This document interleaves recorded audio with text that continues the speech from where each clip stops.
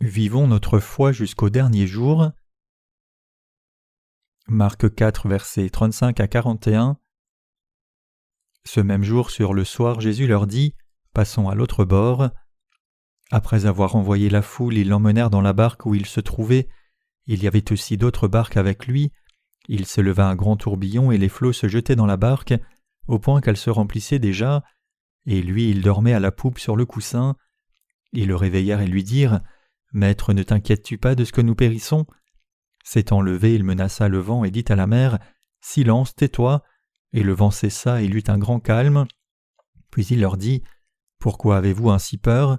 Comment n'avez-vous point de foi ?» Ils furent saisis d'une grande frayeur et ils se dirent les uns aux autres « Quel est donc celui-ci à qui obéissent même le vent et la mer ?»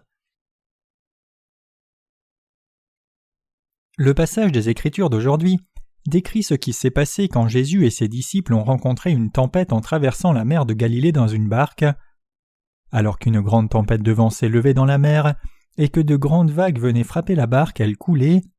Effrayés, les disciples ont secoué le Seigneur et l'ont réveillé de son sommeil en disant « Seigneur, ne te soucies-tu pas que nous allions au-devant d'un grand danger ?» Le Seigneur sourit puis menace le vent disant à la mer « Silence, tais-toi !» Le vent s'arrêta soudainement et la mer devint calme comme si la tempête n'avait jamais eu lieu.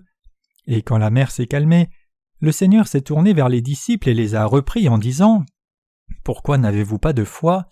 C'est écrit dans le passage des Écritures d'aujourd'hui que même le vent et la mer ont obéi au Seigneur quand il les a menacés. Spirituellement parlant, la barque ici symbolise l'Église de Dieu. Cela nous rappelle que tout comme la barque sur laquelle était Jésus entra dans une tempête, l'Église de Dieu est aussi touchée par la difficulté de temps en temps. Nous devons surmonter cette difficulté par la foi. Les disciples dans la barque devaient croire que Jésus calmerait la tempête à temps. De même quand l'Église de Dieu rencontre des difficultés, nous devons les vaincre par notre foi en Dieu. En menant nos vies dans ce monde, différentes difficultés sont inévitables non seulement pour l'Église de Dieu, mais nous les voyons aussi dans nos vies quotidiennes. Mais peu importe quel genre de difficulté se présente à nous, si nous nous confions au Seigneur et croyons en lui tout comme les disciples de Jésus l'ont réveillé et ont prié dans la tempête, le Seigneur sera toujours avec nous et s'occupera de toutes nos difficultés. Quand nous nous confions au Seigneur et lui demandons son aide, il s'occupe de tous nos problèmes et résout avec soin même les difficultés les plus insolubles pour notre entière satisfaction. Bien que nous tous ici essayions de vivre notre foi diligemment alors que nous menons nos vies, nous rencontrons des difficultés pour différentes raisons. C'est vrai même si nous vivons dans une époque prospère, et donc vous pouvez imaginer combien plus de difficultés l'Église a dû rencontrer dans le passé. Nous ne devons même pas retourner très loin dans le passé pour voir cela. Il y a juste une décennie, l'Église avait beaucoup de difficultés constamment. Mais à chaque fois que l'Église avait ses épreuves, nous avons prié le Seigneur dans une confiance absolue, et le Seigneur s'est occupé de toutes ces difficultés pour nous. Ce bâtiment d'église est un témoignage de l'aide de Dieu.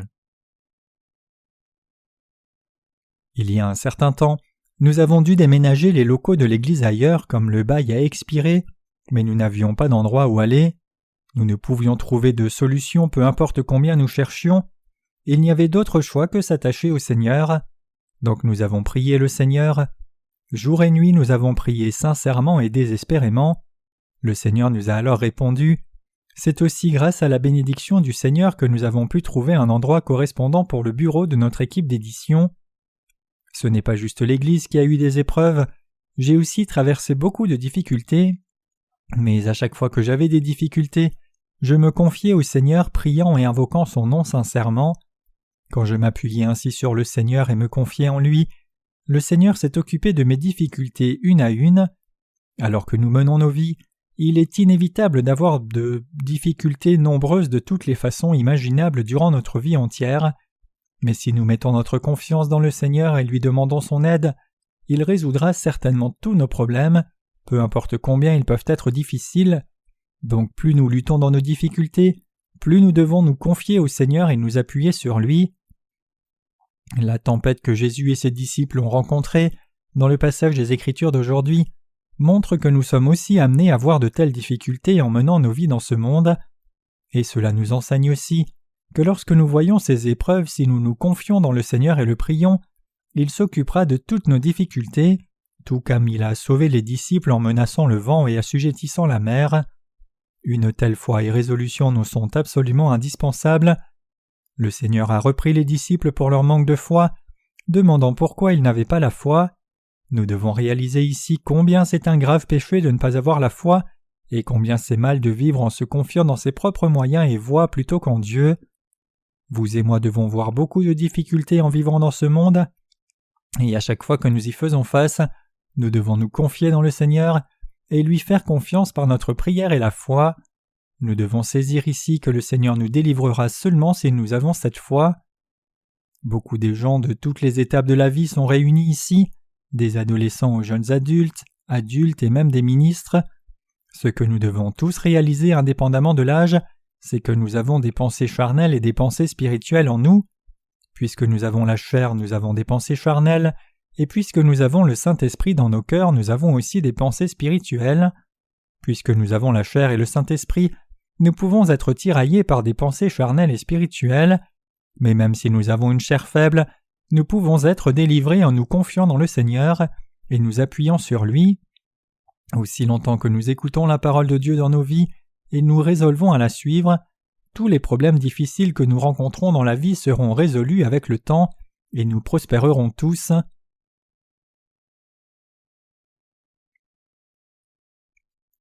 Nous devons être vigilants au fait de suivre juste la cupidité de la chair. Puisque vous et moi avons la chair, nous ne pouvons qu'avoir des pensées charnelles. Nous devons faire attention à cela car nous périrons si nous suivons seulement les pensées de la chair. Le Seigneur a dit « L'affection de la chair, c'est la mort » Romains 8, verset 6.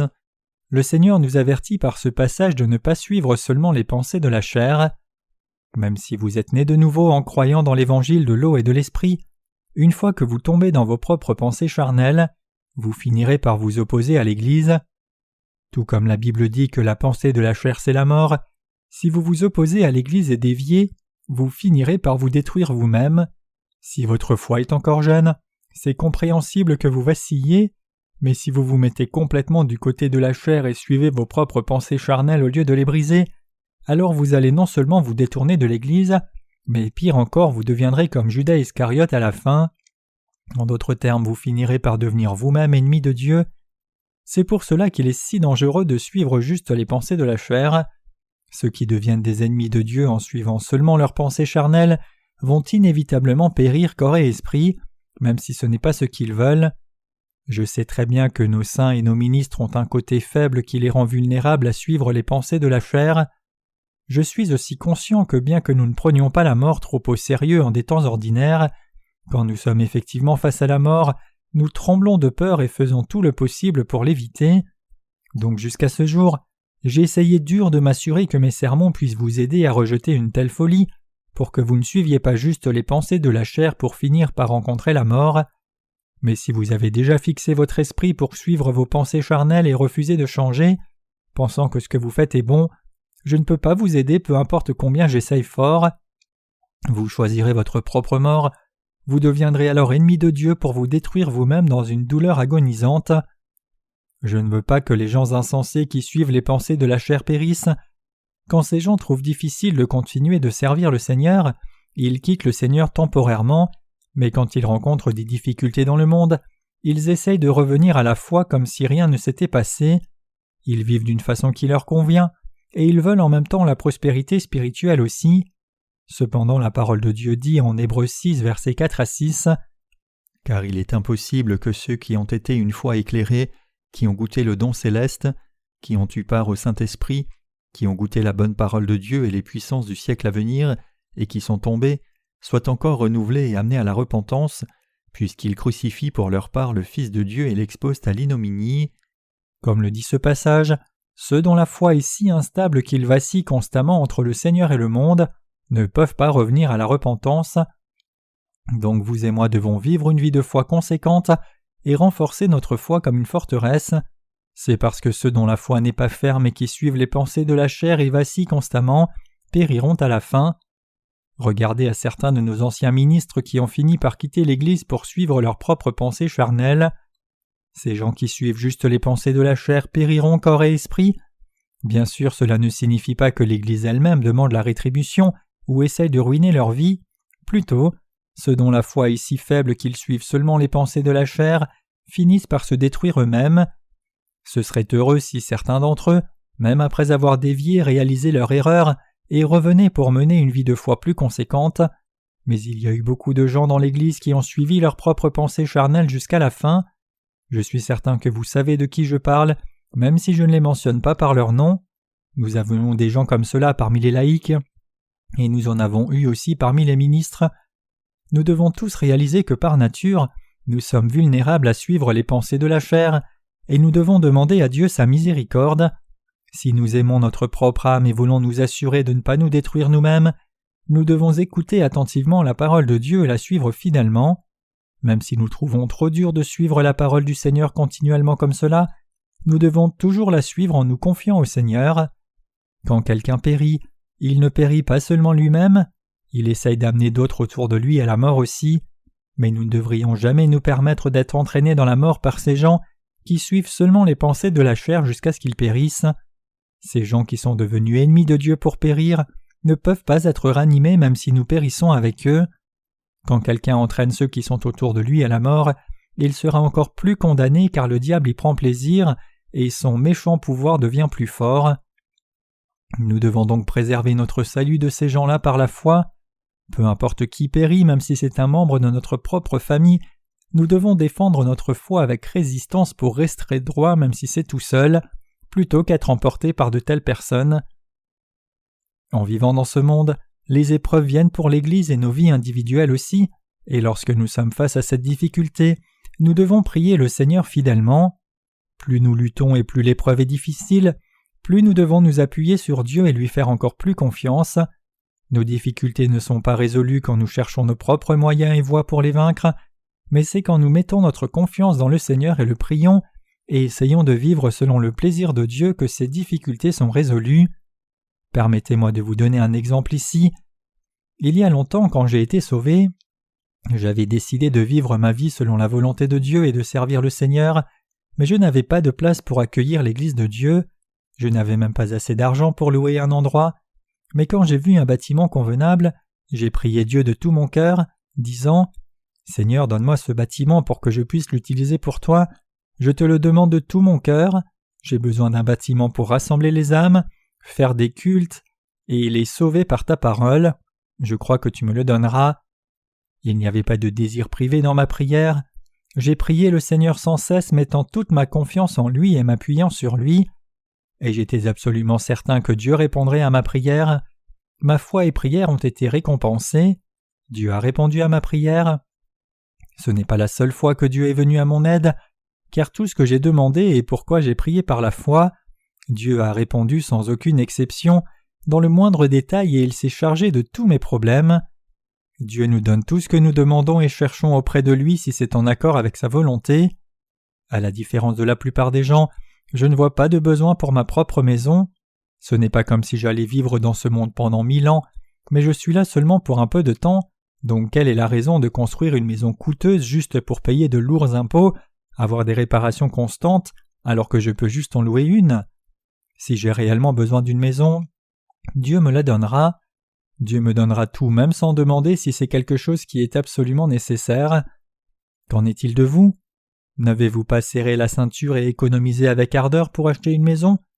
Je suis certain que beaucoup d'entre vous l'ont fait, mais ce n'est que l'envie inutile. Qu'en est-il de notre Église alors? Quelqu'un vous a-t-il dit que notre Église met de l'argent de côté pour acheter un bâtiment?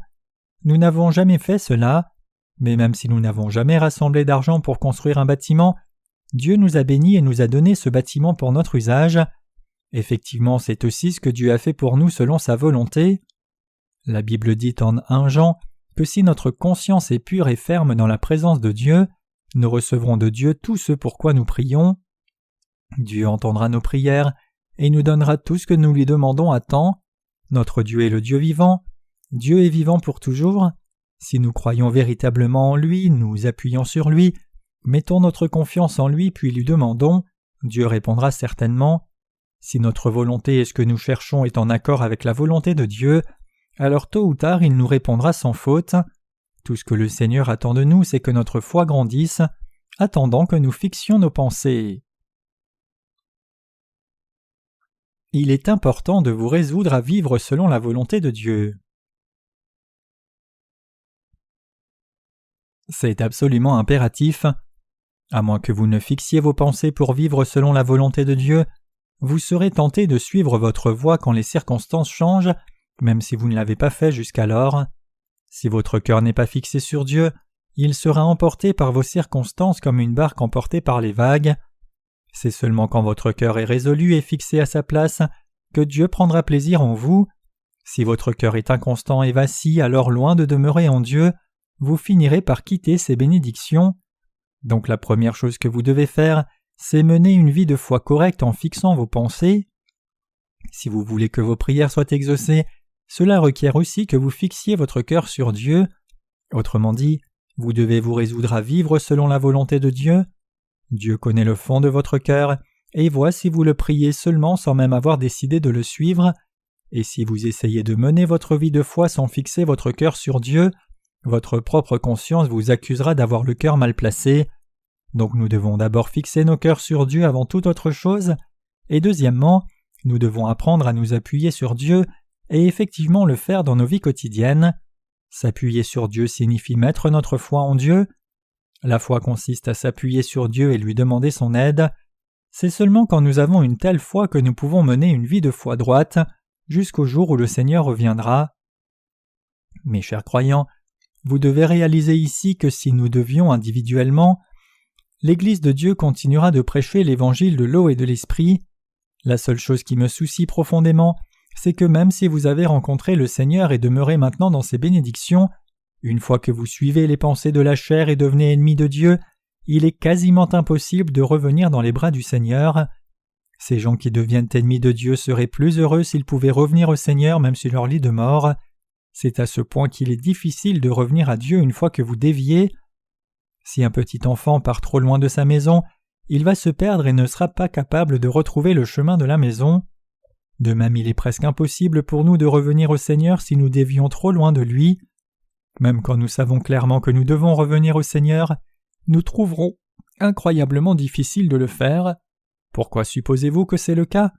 C'est parce que plus nous allons loin du Seigneur, plus nous serons sous l'emprise du diable. La chose la plus importante que quoi que ce soit est de fixer vos pensées pour vivre selon la volonté de Dieu. Une fois que j'ai rencontré le Seigneur, je me suis résolu encore et encore à vivre selon la volonté de Dieu, et même si je vis avec le cœur fixé sur Dieu et mes pensées charnelles abaissées, les épreuves viennent sur ma route chaque jour, et j'ai toujours des limites. Cependant, si vous fixez vos pensées et ancrez votre cœur fermement dans la parole de Dieu, alors lorsque votre cœur est secoué, vous pouvez y mettre fin tout de suite. Par contre, si vous ne fixez pas votre cœur sur Dieu, alors lorsque votre cœur est secoué, il va tomber et s'éloigner loin de Dieu à la fin. C'est parce qu'à moins que vous ne décidiez à suivre le Seigneur, vous ne pouvez pas vaincre vos pensées charnelles. Si vous suivez juste les pensées de la chair, vous périrez corps et esprit. C'est pour cela qu'il est si important de fixer votre cœur sur Dieu et de vous ancrer profondément dans sa parole. Nous devons tous mener nos vies de foi avec nos cœurs fermement résolus à suivre le Seigneur. Ce qui est important, ce n'est pas combien votre volonté est forte.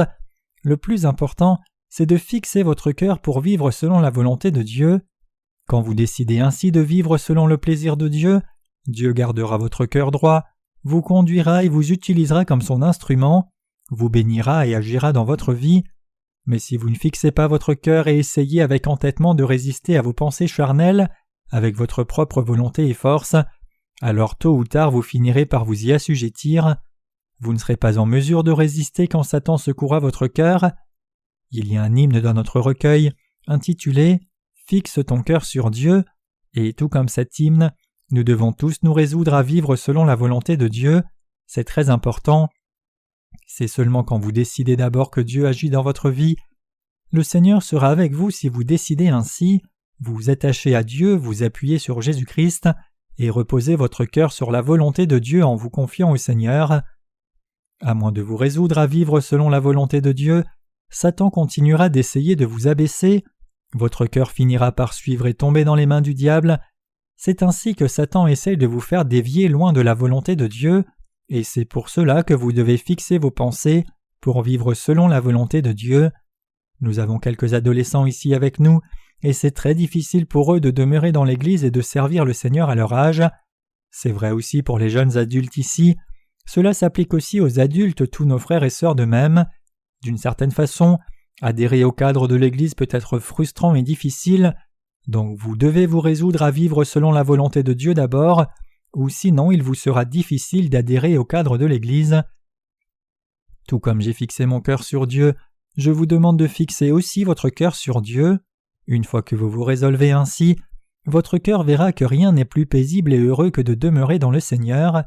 Mais si vous ne vous décidez pas, vous serez intolérablement frustré. Comme d'habitude, j'ai passé la journée à corriger mon projet de sermon et je prêche maintenant la parole ce soir pour servir le Seigneur. Mais si je n'avais pas décidé de vivre selon la volonté du Seigneur, alors je n'aurais pas pu travailler en unité avec l'Église. Le cœur de l'homme change si facilement, et il peut facilement dévier aussi. C'est très facile de nous oublier les uns les autres si nous sommes séparés même un peu de temps. Puisque les humains sont des créatures si faibles, le diable essaye de vous faire vous quereller les uns avec les autres, et vous accuse finalement pour secouer votre cœur. Effectivement, j'ai vu cela se passer même pour nos ministres. Quand je les vois après une longue absence, je découvre que certains ont changé de façon déplaisante, donc je saisis chaque occasion que j'ai pour être avec nos ministres de façon régulière. Nos frères et sœurs devraient aussi me voir aussi fréquemment que possible. Que ce soit au moment du culte ou au travail, nous devons nous assembler aussi souvent que possible. C'est alors seulement que vous pouvez garder votre cœur résolu à vivre selon la volonté de Dieu. Sinon, si vous allez dans ce monde et oubliez tout de l'Évangile, alors il vous sera difficile de garder votre résolution. Quoi que vous fassiez dans l'Église, que vous travailliez ou jouiez, c'est quand vous faites tout avec les autres saints que vous pouvez protéger votre cœur. Vous êtes fort dans la foi quand vous êtes unis avec les autres saints. Même si vous avez décidé de suivre Dieu, ce n'est pas une bonne idée d'être distant des autres saints, car cela vous serait alors très difficile de tenir votre résolution. C'est ce que nous enseigne le passage des Écritures d'aujourd'hui. Quand Jésus et ses disciples traversaient la mer, ils ont rencontré une tempête, et la barque a été inondée et a presque coulé, mais le Seigneur était endormi dans tout cela, donc ses disciples lui ont dit « Maître, ne te soucies-tu pas de ce que nous périssons ?» Il y a quelque chose à souligner ici avant de continuer. Ici, les disciples du Seigneur l'ont juste appelé « Maître ». Bien qu'ils soient nos grands prédécesseurs dans la foi, ils méritent quelques critiques ici. Après tout, n'aurait-il pas dû appeler Jésus leur Seigneur au lieu de juste « enseignant » ? Le Seigneur est notre Maître, il est le Créateur, le Christ et Fils du Dieu vivant. Le Seigneur est le Créateur qui a fait l'univers et nous. Il est notre berger, notre Sauveur et notre Maître éternel. Donc puisque c'est Jésus qui veille sur nous, il convient que nous l'appelions notre Seigneur. Quand les disciples lui ont demandé « Maître, ne te soucies-tu pas de ce que nous périssons ?» le Seigneur leur a reproché leur incrédulité en disant « Comment n'avez-vous point de foi ?»